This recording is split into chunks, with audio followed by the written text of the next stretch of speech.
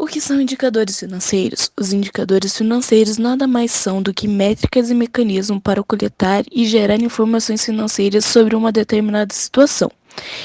Eles indicam o índice de liquidez, margem de contribuição e os consagrados fluxos de caixa e regime de competência. Qual é a sua importância? Esses indicadores têm um papel principal e fundamental: fornecer informação. E falando de investimento em empresas, se eles demonstram que essas vendas resultarão em lucro e liquidez, então a empresa está saudável. Como utilizar indicadores financeiros? O primeiro passo é avaliar o planejamento estratégico do negócio, reconhecer quais são as necessidades do empreendimento. Depois disso, podemos identificar quais indicadores será mais útil. O próximo passo é acompanhar, interpretar, analisar e discutir os resultados. Os indicadores financeiros também podem ser utilizados para tomar decisões a respeito dos investimentos.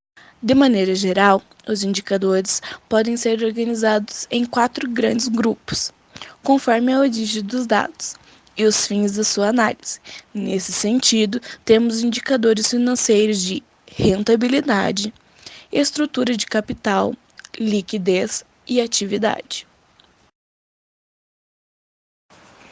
Falaremos de rentabilidade. Rentabilidade que indica o percentual de retorno do investimento realizado na empresa.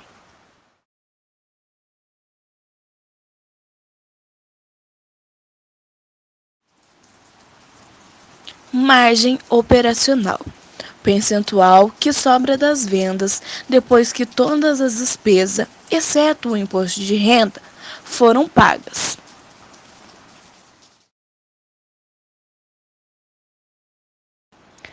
Entidade funciona mais ou menos como o da margem operacional, mas seu resultado é obtido considerando o que é faturado antes de juros, impostos, depreciação e amortização.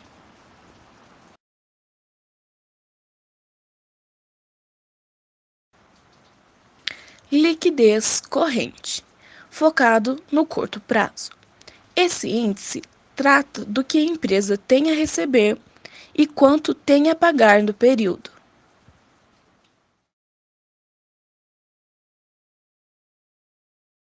Estrutura de capital. A estrutura de capital é a maneira como a empresa realiza a combinação entre esses dois tipos de capitais. O capital de terceiros representa as dívidas e fontes de financiamento da empresa. Já o capital próprio é a parte do capital que pertence aos sócios e acionistas. Endividamento/patrimônio.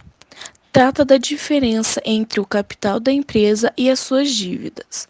Esse índice deve ser tomado como baliza na hora de um banco, por exemplo, avaliar a viabilidade de fazer um empréstimo à companhia.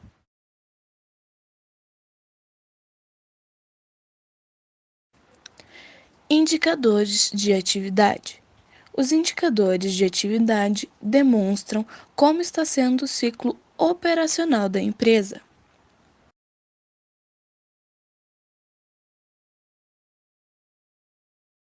Fluxo de caixa. Como o próprio nome já diz, refere-se à mobilidade do dinheiro no caixa da empresa.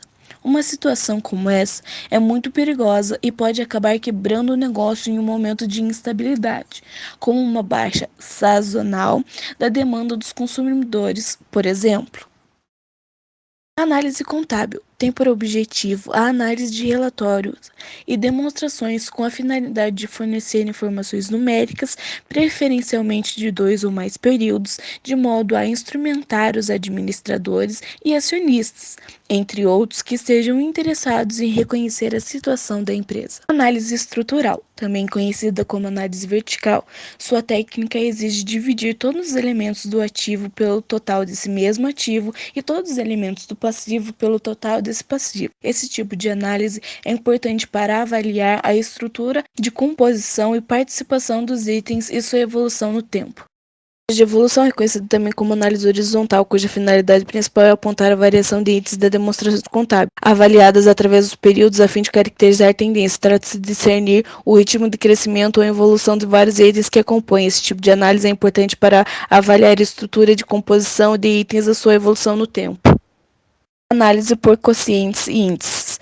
Relaciona itens e grupo de índices do balanço patrimonial e demonstração de resultados. É útil para análise de crédito e tendência. Ajuda a entender o desempenho da empresa no passado através de comparação de padrões pré-estabelecidos. A examinar a posição dela em seu setor de mercado em relação à concorrência.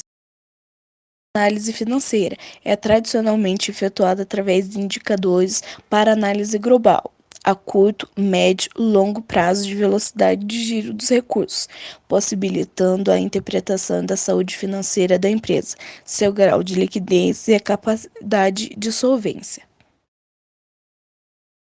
Margem de contribuição. A margem de contribuição representa quanto da venda de cada produto/serviço contribuirá para a empresa cobrir todos os custos e despesas fixas e ainda gerar lucro. Liquidez corrente. A liquidez corrente irá mostrar o valor monetário que a empresa tem para receber em curto prazo, associada ao valor que a empresa precisa pagar nesse período. Ou seja, basicamente, irá indicar as condições que a organização possui para cumprir suas obrigações em um curto prazo. ROIC, retorno sobre o capital investido. ROIC significa em inglês Return on Invested Capital. Trata-se de um indicador financeiro que mede o retorno sobre o capital total investido. Em outras palavras, é a soma do capital próprio acrescido do capital de terceiros.